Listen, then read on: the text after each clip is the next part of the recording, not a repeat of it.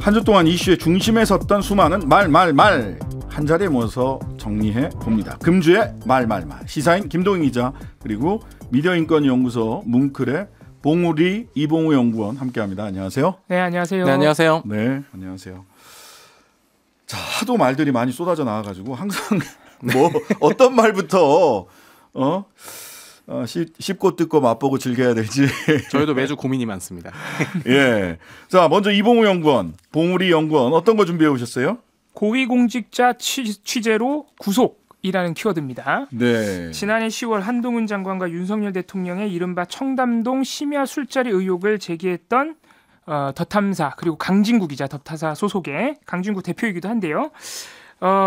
오늘 구속영장 실질심사가 있었습니다. 2월 16일에 이 강진구 기자에 대한 구속영장을 검찰이 청구했었기 때문인데요. 오늘 이 실질심사를 출석을 하면서 강진구 기자가 한동훈 장관과 윤석열 대통령 그리고 검찰을 강하게 비판했거든요. 네. 무슨 이유로 비판을 했는지 강진구 기자의 말을 들어보겠습니다. 고위공직자가 자신이 받고 있는 의혹에 대해서 말끔히 해석을 하지 못하고 이상한 말돌리기를 한다고 얘기한다면 그 일말의 의구심이 해소될 때까지 언론은 끊임없이 의혹을 제기해야 된다라고 생각합니다. 우리는 그렇게 해왔습니다. 우리는 언론으로서 우리가 해야 될 일을 했고 지금 이 사태를 이렇게 만든 것은 전적으로 자신이 해명해야 될 몫을 감당하지 못한 윤석열 대통령과 한동훈 장관에게 있다고 생각합니다. 네, 두 번째 영장 청구예요. 그렇습니다. 지난해 12월 27일 이미 한 번 검찰의 구속영장이 기각이 된 바 있습니다. 공동 주거침입 혐의로 이 강진구 기자와 최영민 더탐사 대표를 검찰이 구속영장 청구를 했었는데요. 이때는 법원에서 구속의 사유와 필요성이 소명되지 않았다면서 기각을 했었습니다. 이때 검찰이 구속영장을 청구했던 것은 11월 27일 강남구에 있는 한동훈 장관의 자택을 이 더탐사의 기자들이 찾아갔던 것이죠. 찾아가고 도어락을 조작하는 등 이 침입 시도가 있었다. 그래서 이것을 곧바로 한동훈 장관이 보복 범죄와 이 주거침입 혐의로 고발을 했었고요, 경찰에. 그리고 구속영장이 청구된 것이었습니다. 이에 대해서 더탐사가 이미 한번 반박을 했었습니다. 이게 사전에 한번 예고를 했던 취재의 행위였고 도어락을 조작한 것이 아니라 초인종을 누르는 행위인데 그게 도어락에서 이렇게 띵동띵동 하다 보니까 언론 보도와 경찰이 모두 이 도어락 침입 시도로 오해를 한 것이다. 그리고 이러한 취재 행위는 고위공직자를 찾아가는 것은 일상적인 취재 행위다. 만약에 그게 문제가 있다 그래도 이 취재 행위와 취재 윤리 부분은 이 시민사회 그리고 언론에서 자율적으로 정할 부분이 이렇게 반박을 했었는데 2월 16일에 2개월 만에 검찰이 다시 한번 구속영장을 청구한 것입니다. 이번에는 한번 기각됐었기 때문에 혐의와 내용을 대폭 추가를 했습니다. 네. 그래서 그 혐의들을 보면요. 일단 8월 9월 이 청담동 술자리 의혹을 제기하기 위한 취재에서 한동훈 장관의 차량을 미행했다는 스토킹 처벌법 위반 혐의가 있고요. 그리고 이 청담동 술자리 의혹이 허위인데 이 허위라는 걸 알면서도 계속 보도했다는 명예훼손 혐의가 있고요. 아까 말씀드렸던 자택 방문 과정에서 일종의 강요 행위가 있었다. 그래서 면담 강요까지 혐의를 추가를 했습니다. 참 검찰이 굉장히 집요하다. 스토킹 처벌법 위반과 관련해서는 법원에서 1차 한 번 판결이 있었어요. 아니다라는 겁니다. 왜냐하면 스토킹 처벌법의 입법 취지가 사회적 약자들이 괴롭힘 당하는 것을 막는 거잖아요. 한동훈 장관은 사회적 약자 스토킹 처벌법의 입법 취지의 보호 대상이 아니다라고 하는 해석을 했거든요. 그리고 이 정도는 취재 행위를 볼 수 있는데 앞으로는 더 하지 않았으면 좋겠다. 그러면은 조금 더 죄가 될 수도 있는데 앞으로는 더 하지 말아라.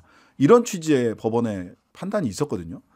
근데 또 스토킹 처벌법도 들고 왔고 그다음에 같은 행위에 대해서 면담 강요를 또 들고 나왔어요.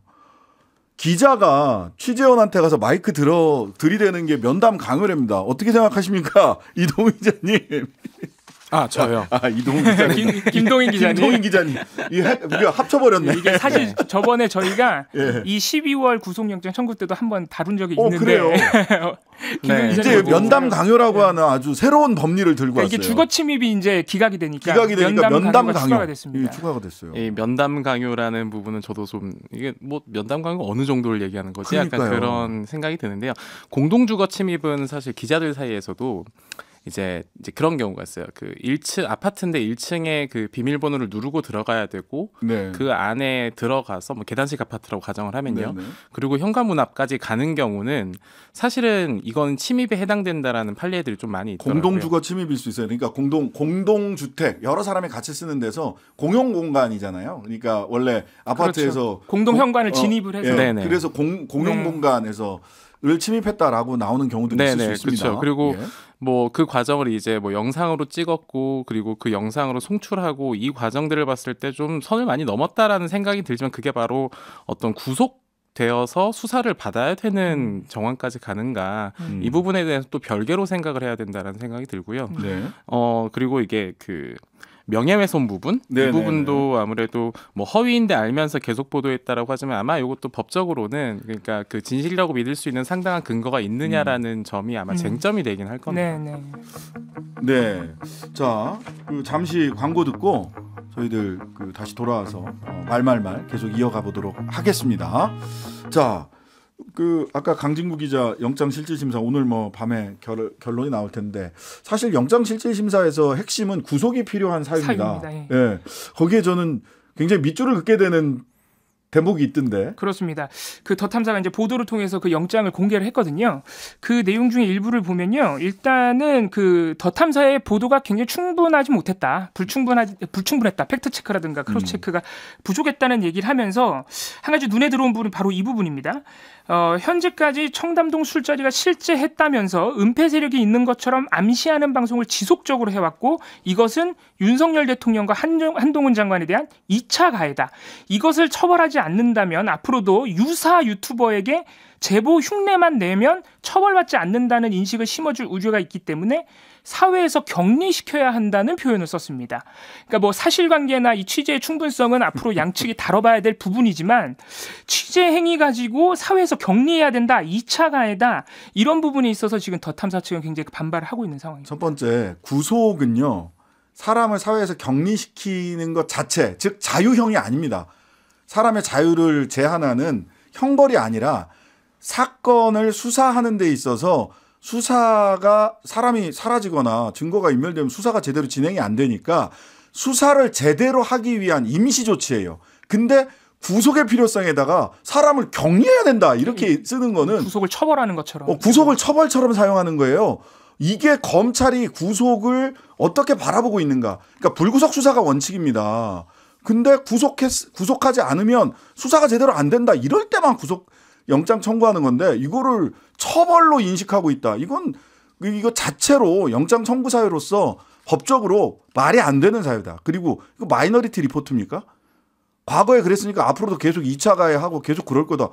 저는 좀 이 영장 청구 사유는 좀 납득하기 어렵다. 바로 말씀하신 그런 부분 때문인지 그러니까 이게 일종의 처벌처럼 작동하고 있다. 구속영장을 2번이나 청구한 게. 그러니까요. 왜냐하면 아까 말씀드린 한동훈 장관 자택 방문 당시에 그러니까 작년 11월인데요. 네. 이때 바로 다음날 한동훈 장관이 더 탐사는 민주당 뒷배를 믿고 정치 깡패 역할을 하고 있다고 굉장히 강경 발언했고요. 네. 그 다음날 윤석열 대통령이 이런 식으로 장관 자택에 방문하면 국민이 어떻게 보겠느냐. 법을 지키지 않으면 고통이 따른다는 것을 보여줘야 된다면 또 굉장히 강경 발언을 했어요. 무서워 죽겠어. 그러니까 이런 식으로 대통령 발언에 따라서 이미 수사 가이드라인이 정해져 있고 네. 검찰이 좀 무리하게 강압적으로 더 탐사를 수사하는 것 아니냐. 언론 탄압이다. 이렇게 더 탐사는 또 반발하고 있기도 합니다. 자, 다음으로 김동인 기자가 준비한 말은 네. 어떤 걸까요? 깡패, 뭐 정적 제거 이런 날선 발언들이 오늘 민주당 최고위원회에서 등장을 했습니다. 이재명 대표에 대한 체포동의안 표결을 앞둔 민주당 분위기를 한번 살펴봤으면 하는데요. 우선 오늘 아침 최고위원회에서 등장했던 말 먼저 들어보시겠습니다. 수사권 가지고 보복하면 그게 깡패지 검사겠습니까? 국가 권력을 가지고 장난하면 그게 깡패지 대통령이겠습니까? 폭력배가 폭행을 저지르면서 왜 방어를 하느냐, 가만히 맞아라 라고 하는 것, 이게 깡패의 인식이라고 생각됩니다. 민주당은 어제 의원총회에서 이재명 당대표에 대한 검찰의 구속영장 청구와 정부의 체포동의안 제출이 매우 부당하므로 자율적으로 투표에 임하되 당당히 부결시키기로 의견을 모았습니다. 윤석열 대통령이 서둘러 제가 한 것은 야당 파괴 공작의 최종 배후이자 성적 제거의 원조 설계자임을 공식적으로 자인한 셈입니다. 네, 이재명 대표 그리고 박홍근 민주당 원내대표. 네, 그렇습니다. 예, 자 월요일 날 체포동의안 표결이 있을 건데요. 다음 주 월요일. 당사자인 이재명 대표는 영장 청구 불합리하다 이렇게 강조하고 있네요. 네, 그렇습니다. 들으신 내용 조금 전 말씀하신 것처럼 최고위원회에서 보통 모두 발언을 하지 않습니까? 이때 이제 원내대표가 먼저 발언하고 당대표가 맨 마지막에 발언을 하는데 두 발언 모두 이 현직 대통령 이제 윤석열 대통령을 겨냥해서 이루어진 말이었습니다. 27일 다음 주 월요일이죠. 표결 이루어질 건데 지금 이재명 대표 본인은 그 국가 권력을 가지고 장난하는 깡패에 빗대면서 검찰을 강하게 비판을 하고 있고요. 네. 박홍근 원내대표도 정적 제거의 원조 설계자다 이렇게 지칭을 하고 있는데 이 종합적인 입장은 조만간 기자회견을 열고 이재명 대표가 기자들 앞에서 얘기를 할 거라고 합니다. 표결 직전에 하겠다고 했으니까 뭐 늦어도 26일 일요일쯤에는 하지 않을까 이렇게 예상이 되고 있습니다. 네, 자 어제 보니까 이게 소위 네. 이재명 대표에 대한 사법 리스크가 본격화되면서 민주당 지지율 떨어진 거 아니냐 뭐 이런 기사들이 쏟아졌어요. 여기에 대해서 의총에서 아주 그냥 뭐 대단한 자료를 뭐 민주당에서 발표하고 그랬다는 얘기도 있던데. 네, 그렇습니다. 일단 의원총회를 어제 열었죠. 그러면서 당론 채택한 게 일단 자유투표하겠다라는 거고요. 자율 표결을 진행할 것이고 하지만 이 당론을 채택하지 않은 것에 대해서는 논의조차 할 필요가 없기 때문이다 이렇게 얘기를 했습니다. 네. 말씀하신 대로 여론조사 자료를 어제 의원총회 때 배포를 했다고 해요. 네. 여론조사를 분석한 자료인데 이 내용은 이 지금까지 나온 최근 여론조사들이 진보층이 과소표집됐고 보수층은 결집한 결과들이며 네네. 국민의힘의 전당대회 효과가 있다라고 하면서 이 민주당 지지율이 하락하는 것은 이 사법 리스크보다는 외부적인 요인이 크다라는 것을 강조하는 자료였다고 합니다. 네. 아무래도 그 당 전략 단위에서는 가령 문진석 의원 같은 경우에는 지금 당 전략위원장을 맡고 있죠. 네. 기자간담회에서도 어제 사법 리스크가 현실화됐다는 것을 동의하기 어렵다라고 하면서 과대 해석을 경계하고 있습니다. 네. 자, 이런 가운데 그 뭐 서른 의원 등 그 소위 비명계 의원들도 부결 이번에는 뭐 당연히 부결이다. 네. 이렇게 이야기를 하고 있는데 박지원 전 비대위원장은 전혀 다른 말씀을 하고 계세요. 네, 공개적으로 지금 체포동의안에 좀 찬성해야 된다는 의견이 있는데 관련된 발언 먼저 들어보시겠습니다. 총선 같은 경우는 사실 이제 지금처럼 방탄을 계속하면 폭망이죠. 특히 이제 수도권 같은 경우는 121석 중에 민주당이 103개를 가지고 있는데 절반을 얻을 수 있을까라는 생각도 들거든요. 그러니까 민주당 총선 전략의 핵심은 이재명 대표의 희생, 또 이제 체포동의안 통과입니다. 그러니까 체포동의안 가결이 되면 저는 압승이라고 생각하고요. 민주당이 정말 공정한 공천을 하고 그다음에 당대표가 공천에 개입하지 않고 이렇게 국민들로부터 신뢰받고 누구나 민주당에 와서 정치를 하고 싶은 사람이면 젊은 사람 누구든지 와서 할 수 있는 이런 깨끗한 공천 시스템을 누가 먼저 만드느냐. 이것이 저는 내년 총선의 핵심이다. 이렇게 보고 있습니다. 저는 이재명 대표가 할 수 있는 정말 묘수다. 그리고 신의 한 수다라고 생각합니다. 왜냐하면 지금 국민의힘이 저렇게 난장판이고 난리가 났는데 스스로 자기가 갖고 있는 것을 내려놓는 모습. 그러면 국민들이 굉장히 많이 성원할 것이고요. 지금 이제 들으신 게 오늘 아침 KBS 라디오에 출연한 박지원 전 위원장의 말이었고요. 두 번째는 20일 CBS 라디오에 출연한 박영선 전 민주당 의원의 목소리였습니다. 두 사람 모두 아무래도 그 이재명 대표에게 오늘 좀 내려놔라라는 형태의 얘기를 하고 있는데 의미는 조금 다르긴 합니다. 가령 박지원 대표 같은 경우에는 이재명 대표가 죄를 지었으니까 구속되어야 한다라는 의미가 아니라 일단 이게 정치 탄압이고 야당 탄압이지만 그렇다고 방탄을 하는 것은 국민들로부터 반감을 살 수 있다는 논리를 좀 강조한 거고 반면 박영선 전 의원 같은 경우에는 공천권을 내려놓는 것 같은 이 시그널들을 줘야지 대중들이 아무래도 그 당에 대해서 좀 더 호감을 갖는다는 의미예요. 박지원 전 비대위원장 같은 경우에는 또 박영선 전 의원의 의견에 대해서는 또 반대를 하고 있는 상황이고요. 어쨌든 뭐 이런 논쟁들은 지금 원외 그러니까 국회 바깥에서는 이런 의견들이 나오고 있습니다. 하지만 당내에서 특히나 이 원내에서는 단일 대우로 간다라는 게 어느 정도는 합의된 것으로 보이고요. 자, 문제는 지금 대통령실의 얘기나 검찰에 지금 사건을 끌고 가는 걸로 보자면 영장 청구가 이번 한 번으로 안 끝날 것 같아요. 네. 2차, 3차 영장 청구가 있을 때 소위 이번에 비명계 의원들이 단일 대우, 부결 단일 대우를 짰다. 스크럼을. 이 스크럼은 계속 유지될 거냐? 그렇습니다. 아무래도 지금 여러 가지 해석이 나오고 있고 예. 또 당내에서 특히나 정치 담당하는 기자들 같은 경우에는 익명으로 이제 취재를 해서 이제 기사를 여러 가지 쓰는데 여러 기사들을 보면 비명계 의원들이 일단 이번에는 단일 대우를 하긴 하는데 과연 검찰이 구속영장 청구를 한 번만 할까? 네. 여러 차례 나눠서 하고 또다시 이런 정국이 계속 진행이 된다면 매번 정치 뉴스는 과연 이 부결을 할 것이냐 말 것이냐 이 뉴스밖에 안 나오게 돼요. 네. 그러다 보니 지금 단일 대우를 한 것은 일단 1차적으로 협력하는 어떤 명분을 만들어 놓고 그 이후에 어떤 책임을 져라라는 형태의 목소리를 내지 않겠느냐 이런 예측들도 나오고 있습니다. 네. 검찰이 그걸 잘 알고 있습니다. 네. 아무래도 이게 검찰이 그렇게 쪼개기로 청구를 하는 이유, 정치적으로 해석한 거 아니냐. 예. 왜 그런 얘기가 나왔냐면 지금 검찰은 이 천화동인 1호가 428억 원 정도의 약정이 되어 있다. 이게 지금 민주당 대선 자금 수사로 이어가야 된다라는 주장을 하고 있는데 요거는 이번에 청구 내용이 빠졌어요. 없어요. 예, 그러다 보니까 요걸 나중에 또 쓸 것이다. 이런 예측들이 지금 가능한 거죠. 아무래도 지금 비명계 의원들이 단일 대우를 두고 이런 정치적 해석이 나오는 가운데 일단 원내 전략 자체는 우리끼리 우리를 보호한다라는 이 일종의 어떤 태도를 보이곤 있는데 이후에도 과연 이런 방식으로 계속 전국을 돌파할 수 있느냐 이게 만약에 검찰의 설계라고 가정을 한다면 그조차도 일단 정치적인 상황들을 좀 계산한 것일 텐데 그럼 그 이후에 이 야당 측에서 대응할 수 있는 건 또 뭐가 있느냐 네. 이런 질문들이 나오고 있죠. 예비군 정신을 제가 말씀을 드렸었는데요. 일하면서 싸우고 싸우면서 일해야 됩니다. 국회에서 민생 경제 위기 여기 대해서 일해야죠. 국회의원으로서 원내 다수당이니까. 그리고 또 싸우고 예비군 정신입니다. 일하면서 싸우고 싸우면서 일하지 않으면 어느 한쪽이라도 소홀하면 아마 이 긴 국면을 그렇습니다. 끌고 가는 것에는 쉽지 않을 수 있어요. 그러니까 민주당에서 좀 잘 생각을 해야 될 것 같습니다. 자, 그런 측면에서는 예. 방탄 공방도 이제 언론에서나 정치권에서 방탄이라는 용어를 너무 많이 쓰거든요.